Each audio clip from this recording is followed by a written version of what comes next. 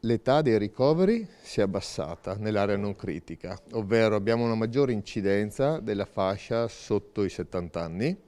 In Veneto la maggioranza relativa dei ricoveri per Covid, poco più del 30%, riguarda la fascia d'età che va dai 45 ai 64 anni.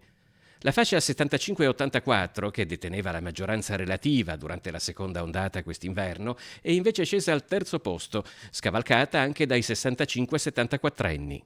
E penso che il vaccino incida, nel senso che iniziamo, penso, ad avere i risultati del vaccino, sapendo che le categorie prevalentemente vaccinate sono quelle superiori agli 80 anni e alle persone fragili, quindi che erano quelli più a rischio.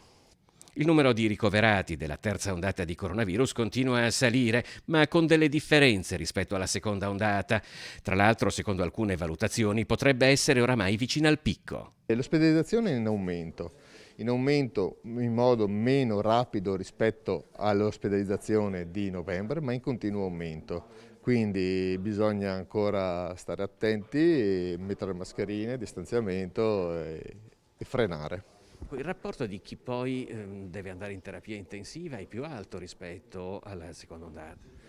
Allora, il rapporto tra i ricoverati in area non critica e le terapie intensive è similare a marzo ed è inferiore rispetto a ottobre-novembre, ovvero ottobre-novembre avevamo un numero di ingressi del rapporto superiore in area non critica rispetto alle terapie intensive. In questo momento si nota un rallentamento, una crescita meno veloce in area non critica rispetto alle terapie intensive nel loro rapporto.